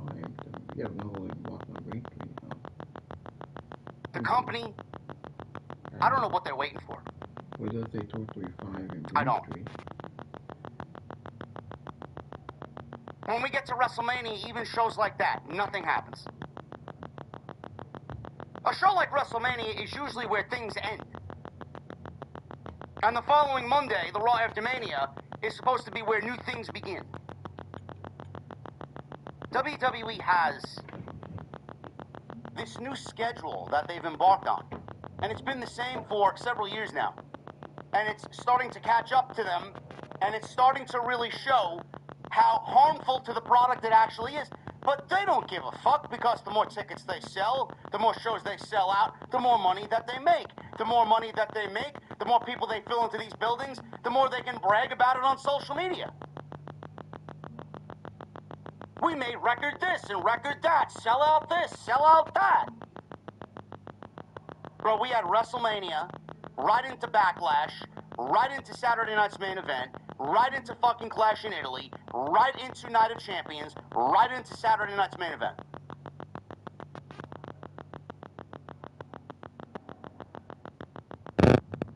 How do you expect anything to matter?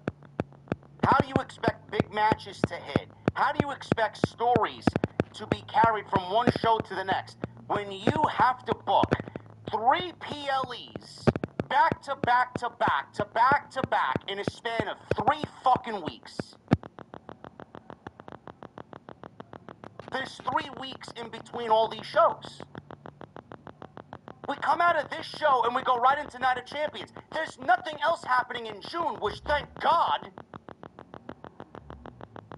But then the show's happening in Saudi Arabia, and we always know how shows in Saudi Arabia feel flat. And WWE's got the King of the Ring and Queen of the Ring tournament, so at least TV will mean something for the next couple of weeks. But coming out of Night of Champions, they go right into Saturday night's main event. Right into Saturday night's main event. Out of Saturday night's main event, they go right into SummerSlam. Bro, how are you supposed to let things breathe? How are you supposed to let things manifest? How are you supposed to let stories really kind of carry what you're trying to do if you're automatically going right into the next show and you gotta book another big show for big matches and then right into the next. The company has lost its way. The company has completely bypassed story. No matter what they want to tell you, they don't write stories. I don't see a single fucking solitary story across any of these shows outside whatever the fucking Bloodline story is, which right now I'm struggling to figure out what the fuck it is and why I should care. Where are the stories?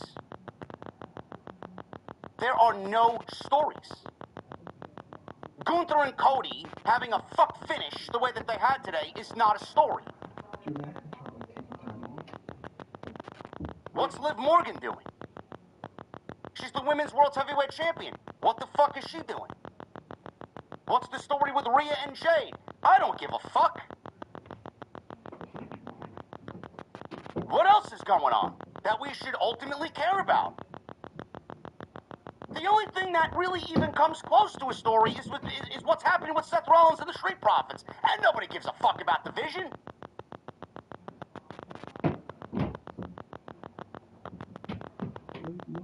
Which is what made Grande Americano versus Grande Americano that much more enjoyable.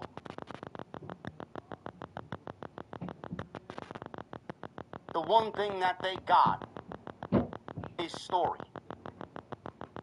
Why did that match mean so much to so many people, and why did it come off as epic as it did? Because there was fucking story. Those people were given story every single week. They were given a reason to care. They were given a heartfelt reason to care. They were invested in who won and who lost.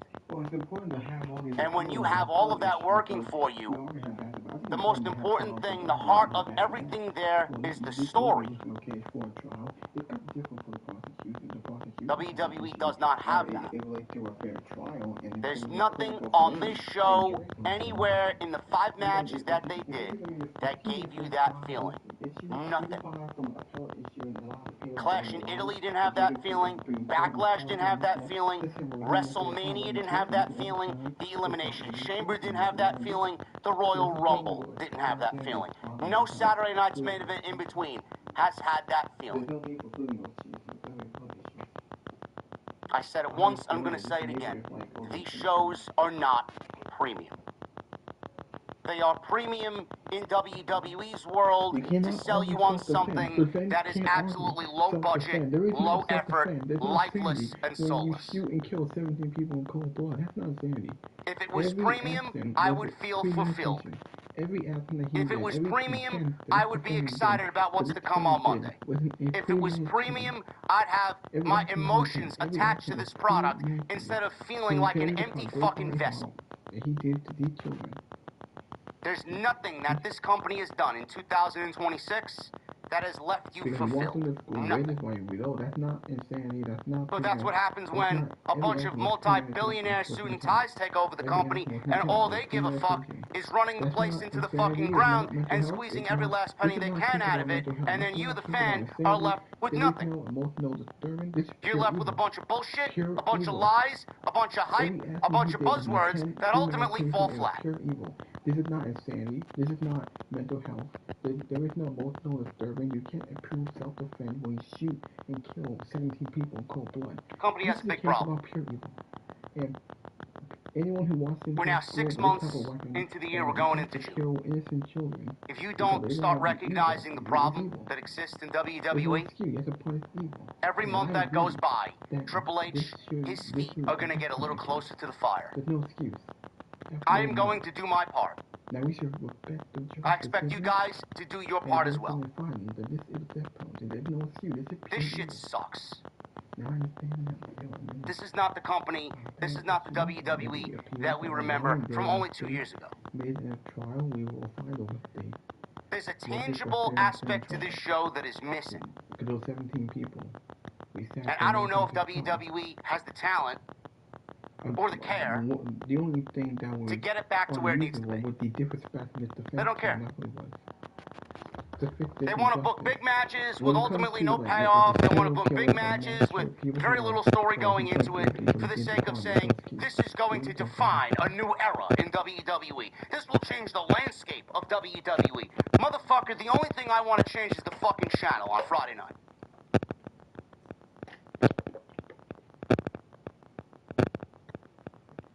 We're going to get into this show.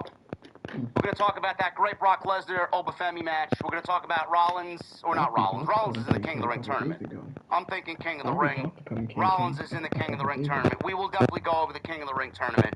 We'll go over the Queen of the Ring tournament as well. We got the brackets all lined up for you.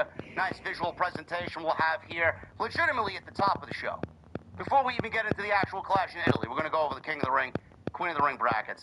We're going to talk Cody and Gunther. We're going to talk Becky and Sol Ruka, Rhea and Jade, which apparently people were glazing the shit out of. I don't know what the fuck they watched. And then tribal combat between Roman Reigns and Jacob Fato, which largely started off boring, and then they ended up picking up the pieces and delivering a very good match at the end.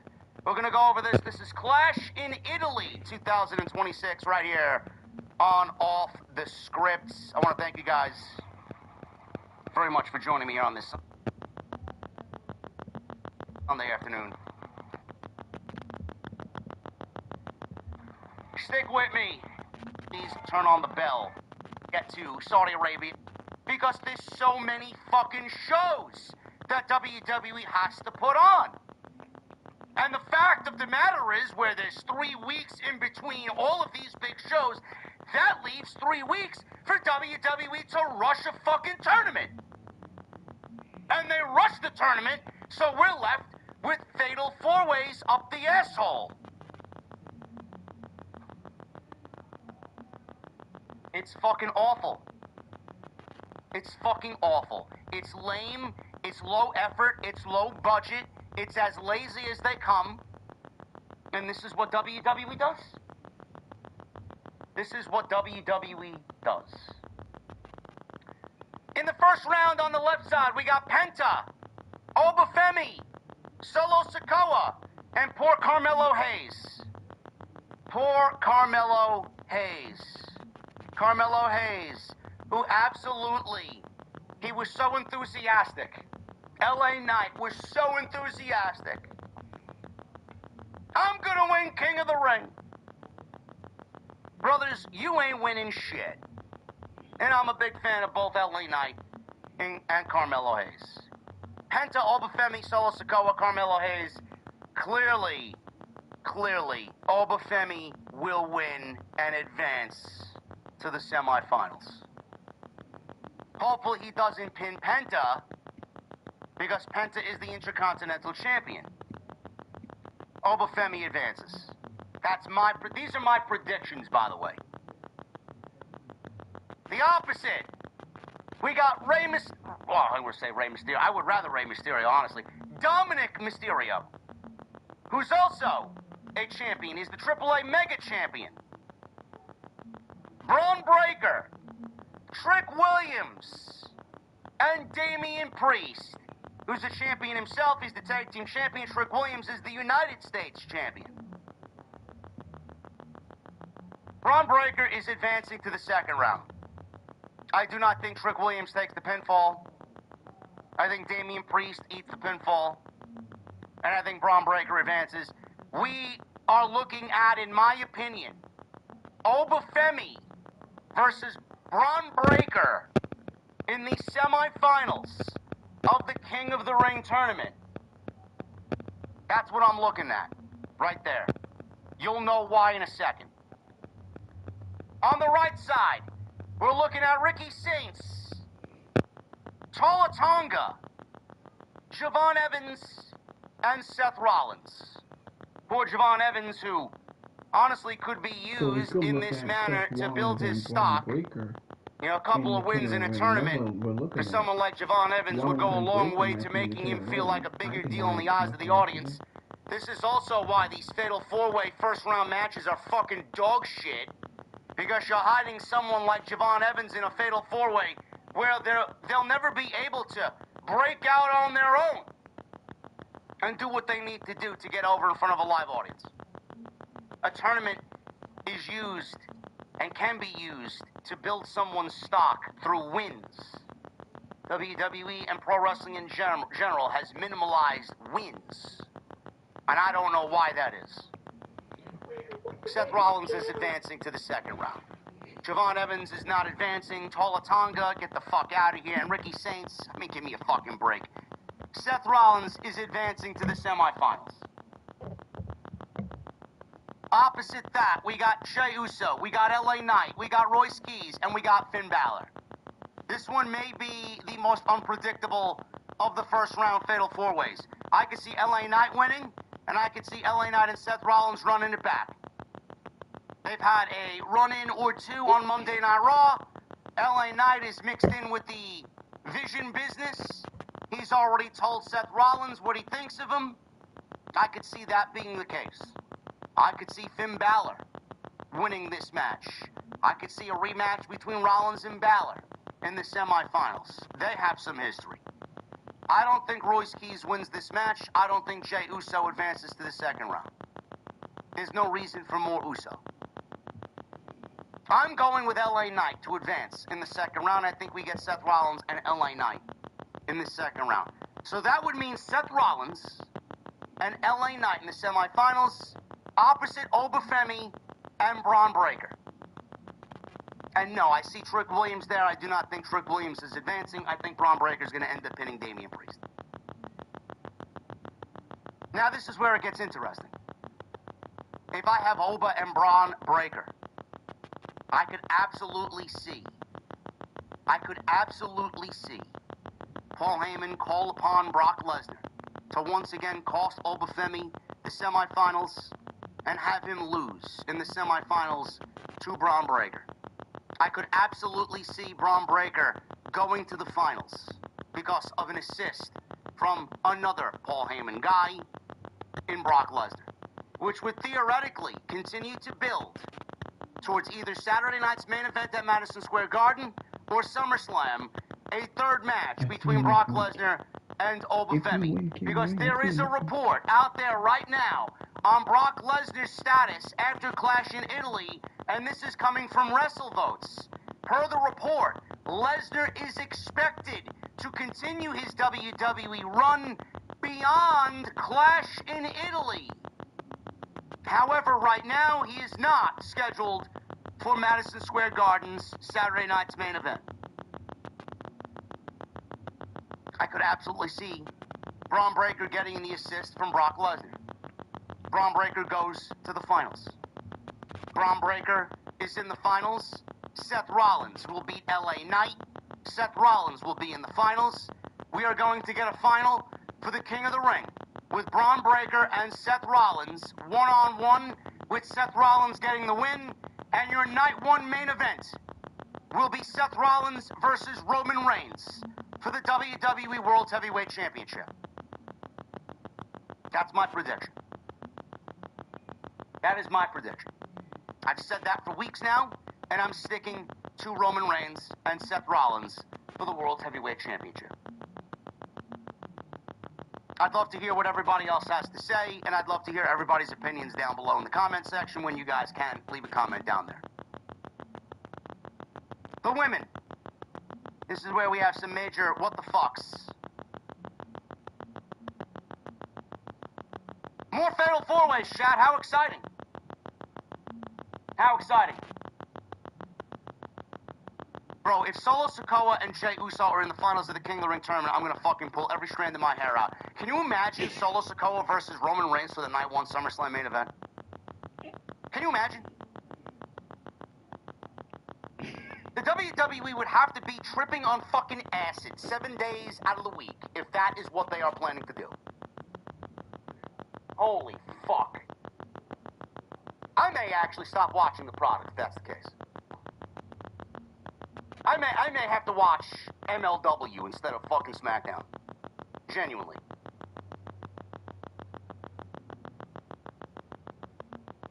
I don't really get this women's tournament. I mean, this is where WWE Creative really shows how fucking awful they are. This is how WWE Creative shows you how awful they are. We got Liv Morgan who is the WWE Women's World Champion in the Queen of the Ring tournament. I mean, I am rather confused here, Paul Levesque. Triple GPT? Did ChatGPT malfunction? Was this an oversight? Did it spit out names and you just hastily gave it to the writing team to post on social media?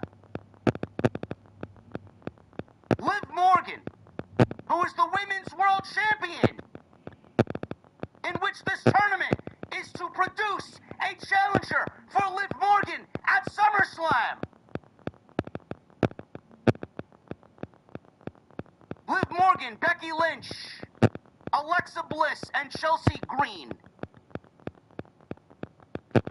If Liv Morgan wins this tournament, I guess she gets no match at SummerSlam. Maybe that's what WWE wants us to think. They got no fucking challengers lined up for her anyway on Monday night, so why not go all the way with it? If she wins the tournament, she's being used, right? And then she gets to SummerSlam and they don't have to creatively book for Liv Morgan at SummerSlam. Why is Liv Morgan in the Queen of the Ring tournament when the tournament is to produce a challenger for Liv Morgan? Exactly. I don't understand Is Roman Reigns in the tournament? Is Cody Rhodes in the tournament? Is Rhea Ripley in the fucking tournament? So why is Liv Morgan in the fucking Queen of the Ring tournament? I hope they change that. She's not winning. She's not winning this match. She's not winning the tournament. Tomorrow, they are still in turn. Monday night, they are in turn. Even if this match doesn't take place tomorrow on Raw, I see Stephanie McCare costing Liv Morgan, and I see Stephanie McCare versus Liv Morgan in Saudi Arabia for Night of Champions. I'm hearing that she's due back imminently. I think WWE is set to have her come back to television. I think Stephanie McCare, because in storyline, Liv Morgan took out Stephanie McCare and injured Stephanie McCare. I think Stephanie versus Liv is the play, and I think Stephanie costs Liv Morgan this match. I think Becky Lynch goes on to win this match and advance to the semifinals. And then we had Solo joining their side and Sol Ruka. And then the Bloodline, they went off to Cody Rhodes. You know, it would be something if Alexa Bliss won this thing, but I cannot see WWE taking the IC title off of Becky Lynch and having her lose the first round Queen of the Ring tournament. Ray wins the title. I see Alexa and Charlotte could be an option here. I'm going with something else. I think Becky is going to advance to the semifinals. Go after the IC champion. Sol Ruka, who's the new Women's Intercontinental Champion. Lyra Valkyria, Charlotte Flair, and Jade Cargill. Now, in a perfect world, after Jade lost to Rhea, thanks to the help of Charlotte, I said I could see Charlotte and Jade in the finals of the Queen of the Ring tournament, with Charlotte winning. They got placed in the first round, fatal four-way, and there will not be a Charlotte and Jade Cargill fight. They ended that story. I'm going Becky, and I'm going Charlotte. I think Charlotte advances. I think Lyra, unfortunately, ends up taking the pinfall here. And I think Charlotte Flair advances to wrestle Becky Lynch one-on-one. And we all know the history of Charlotte and Becky Lynch. Plus, it gives you babyface versus heel. Instead of doing Alexa and Charlotte, which is... it's a little interesting, but it also is babyface versus babyface. I'm going Charlotte and Becky. On the right side, we got Roxanne Perez. We got Io Sky. We got Julia. If WWE is smart, they do this match tomorrow in turn, being that Julia is half Italian. Maybe they forgot that Julia is half Italian. Maybe they didn't. Maybe they just don't give a shit. Roxanne Perez, Io Sky, Julia, and Lash Legend. I'm going with Io Sky. There's no reason why Io Sky does not advance in the Queen of the Ring tournament. I know Roxanne Perez is a fan favorite. I know Julia is a fan favorite. And Lash Legend, don't get me started. She's not ready for this, and she's not ready for anything. Nobody wants to see Lash Legend advance in the Queen of the Ring tournament. Io Sky is advancing in the Queen of the Ring tournament. Opposite that, Bayley, Raquel Rodriguez, JC Jane, and Kiana James. JC Jane has already announced herself for the tournament. They booked Fatal Influence incredibly strong on Friday Night SmackDown for the last 4 weeks. JC Jane will advance to the semifinals, and it will be Io Sky versus JC Jane. I think we're looking at a Charlotte Flair final. I think we're looking at a JC Jane final. And I think we're looking at Charlotte Flair winning the Queen of the Ring tournament. I think we're looking at Charlotte Flair versus Rhea Ripley at SummerSlam for the WWE Women's Championship. And I have absolutely no problem with that at all. Charlotte. That's what I'm going with. I think it's Some of you might disagree and may think that JC Jane wins, and I think a lot of people are going to think immediately that this is the type of thing that JC Jane needs to win completely. I don't think that's the case at all. I think if she has a good showing against these other 3 ladies in the first round, and she beats Io in the second round, I think that is a successful tournament for JC Jane.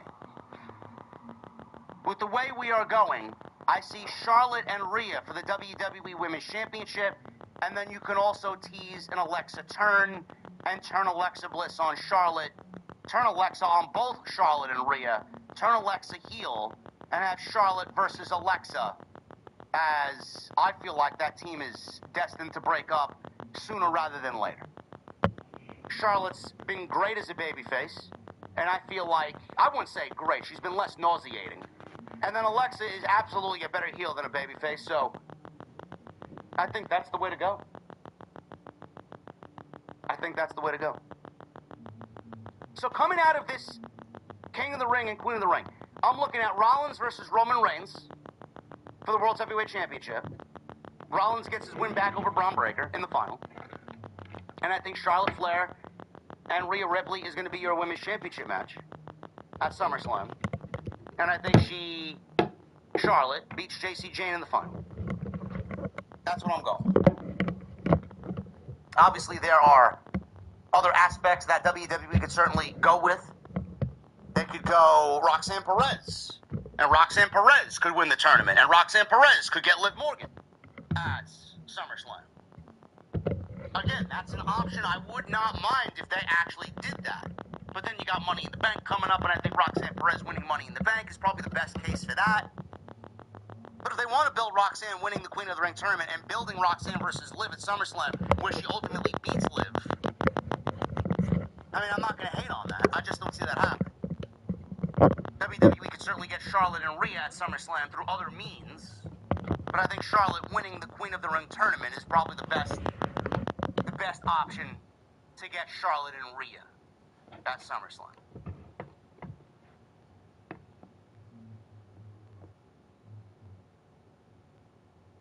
The Fatal 4-Ways, man, it's fucking lazy.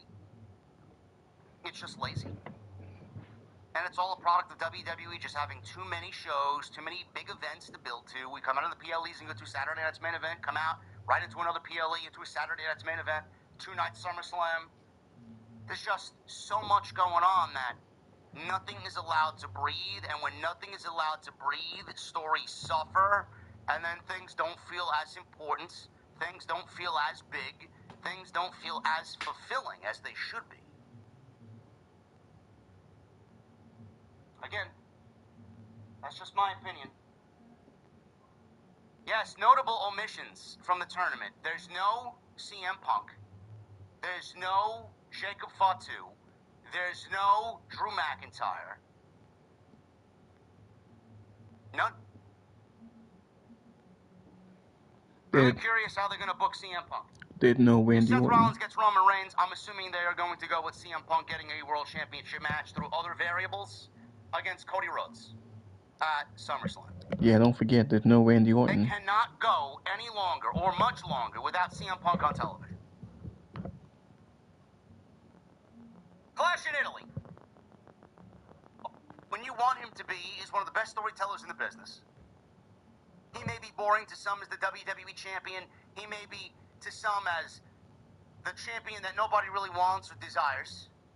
We want to see something different. We want to see someone new. I get it. I feel for you guys 100%. I do.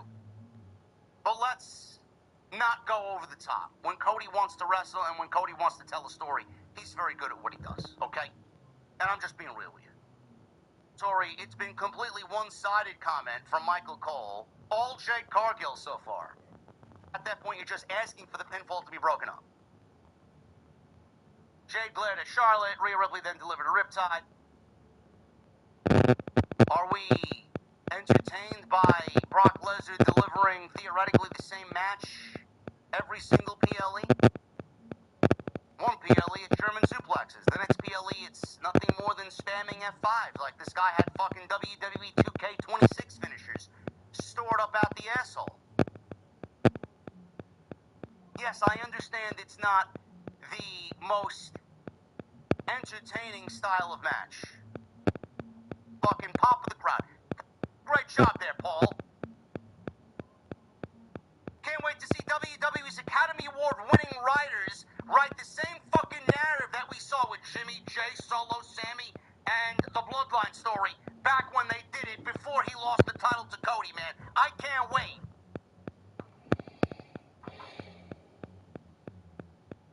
Boring! Clash in Italy overall was a thumbs-up show. What no one's really going to discuss with you is the overall fucking problem of WWE having too many shows, being too safe, and relying on the Bloodline story to carry this fucking television program between Monday and Friday night, and they don't even know what the fuck they want to do, so much so that they're rehashing storylines that we've seen for the last 5 years now.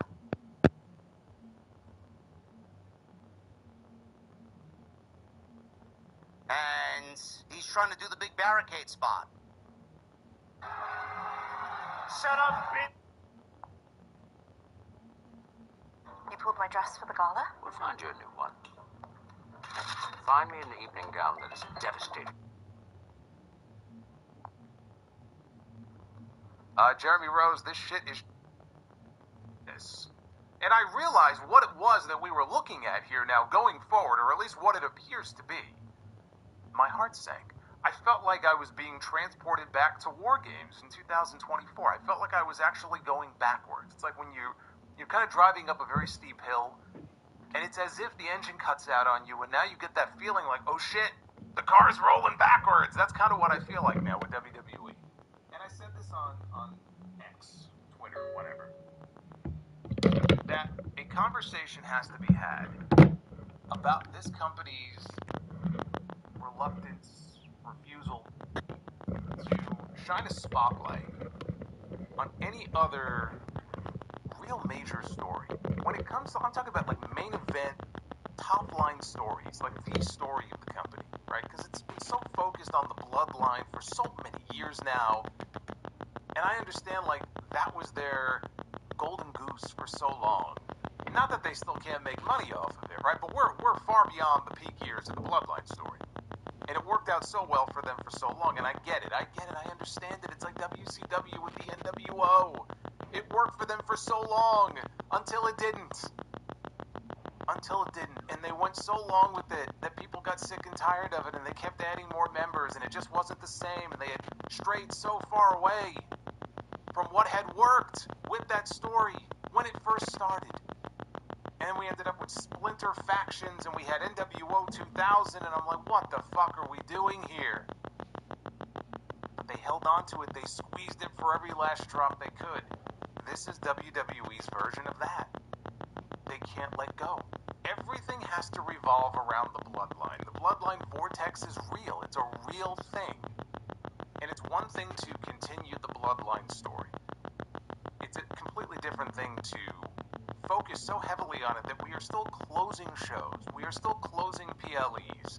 With Roman Reigns putting his finger in the air and the Usos flanking him as his young boys, right as CM Punk called them. And new people falling in line behind Roman and now teasing another Bloodline civil war. And that is how Clash in Italy went off the air tonight. With a very, very apparent tease of a Bloodline / MFT feud yet to come, potentially with Jacob Fatu being caught in the middle. I guess that's the interesting little wrinkle that they might be putting into this. And I'm like, these people can't be serious. Like, you cannot seriously be teasing this. Are we so devoid of idea? Are we so out of fresh ideas in this multi-billion-dollar company with an entire creative team that everything is still revolving around the fucking bloodline? This is 2026. When Roman came back as the tribal chief with Paul Heyman by his side, it was August of 2020. We are approaching 6 years. 6 years since this whole story started. Remember Roman and Jey Uso? That's where it all began. 6 years of this. And they still keep going back to that same well. And when the show was over, again, there was nothing about the show that made me kind of sit back and take stock and go, well, this feels fresh. This feels like something different. This feels like something new. No, it was more of the same. It was more of the same. It was your typical WWE PLE. It was your typical, Bloodline main event. And now we'll get more of this lore, that'll play itself out on television. And look, I don't know where they're going to take it. You don't know where they're going to... We have kind of a sense of where it might go. And maybe they'll end up taking a detour. It'll go a completely different way that's actually interesting. And it'll add a completely new dimension to things. But as things currently stand, I watched Jacob Fatu lose that match tonight, and I see where they appear to be going with this, and none of this excites me. And this is what everything is built around this. This is what they close the show with. This is what they're going to open Raw with tomorrow night. And I'm like, they are just so out of ideas. And to illustrate my point, when the show was over, we had Roman Reigns, as the show was going off the air, making comments about QB1, fuck that, I'm the tribal chief, I'm the guy, this and that. And on the post show, they asked Cody Rhodes about this, because Cody didn't hear what Roman had said. And Cody made some comments about Roman, right? I'm hard to beat, easy to find, hard to beat. If he wants to get in line, I'll give him a rematch too. Because we're one win apiece. He kicked my ass, I kicked his ass. He wants in line? Go ahead, step in line. And then they had a little face-to-face confrontation. They ran into each other in the back. No words were exchanged, but it was sort of a glance. And then Cody walked off. So, leaning into the tease of yet another match between Roman Reigns and Cody Rhodes. And I don't know when that match would come. That could be the Crown Jewel match. If we assume there's going to be a Crown Jewel show in Saudi later this year, if things were to stay exactly the way they are right now, you got Roman Reigns as the champion on one brand, Cody Rhodes as the champion on the other brand. As of this moment, we are headed for a Crown Jewel title match between Cody Rhodes and Roman Reigns. Do I think they'll still be champion by that point? Probably not, but that's the way things are shaping up. Maybe it's not Crown Jewel. Maybe they're giving a little hint of what's to come at Saudi Mania next year. And look, the first two matches that Roman and Cody had were great matches. I'm not saying that they were bad matches, but what I'm saying is you find all these examples where it just feels like you're watching shit on a loop. Nothing ever really feels like it changes. They're running the greatest hits, basically, of the last few years. Over and over again. And you just get to a point where it's like, is this really exciting anymore? Is this really what we're building to? Is this what the next 6 to 12 months of WWE television is going to look like? Roman Reigns is still the World Heavyweight Champion. Cody Rhodes is still the WWE Champion. I didn't think both titles would change hands. I thought, if anything, one title would change hands. I thought it would be Cody's belt. As it turned out, none of the top titles changed hands tonight. We had one of the women's mid-card championships that changed hands. That was it. But speaking of the Cody match, we had a controversial finish to the WWE title match. Gunther lost. The man who had not lost a single match since losing to CM Punk at SummerSlam last year. The man who sent John Cena off into the sunset, who sent AJ Styles off into the sunset, has now lost.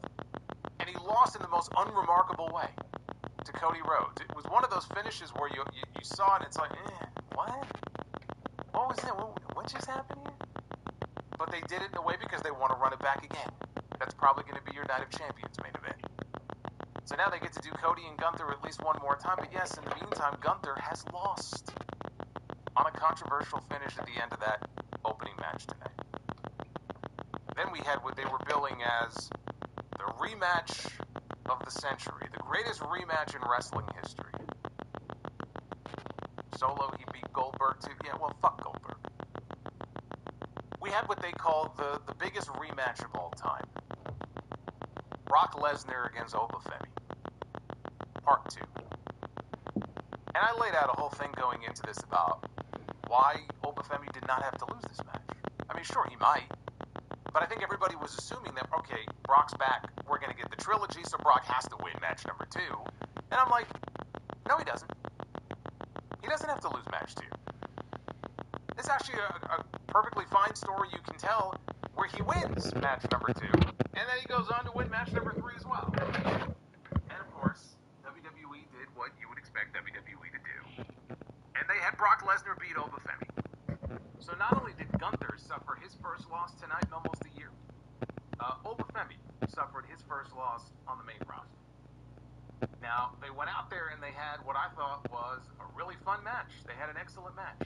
A better match than the one they had at WrestleMania, although not that much longer. The WrestleMania match was about 4 minutes. This one was about 6. It didn't even go a full 2 minutes longer. It was marginally longer. But it was all action from bell to bell. You know what it reminded me of? Speaking of Goldberg, it reminded me of the Goldberg-Brock match from WrestleMania 33, which also went 6 minutes. And that was all action from bell to bell. It was finisher spam. It was wrestling coming out of this show.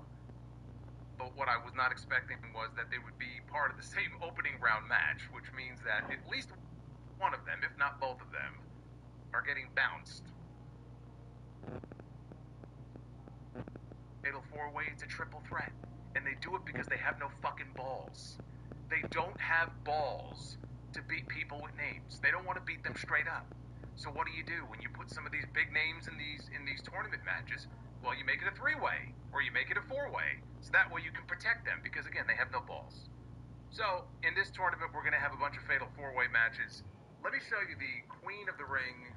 Might will end the video. I made this long enough. And hit that like button, leave a comment, please subscribe to my channel. Thank you for watching. Thank you for all the support. Until next time, I'll see y'all later.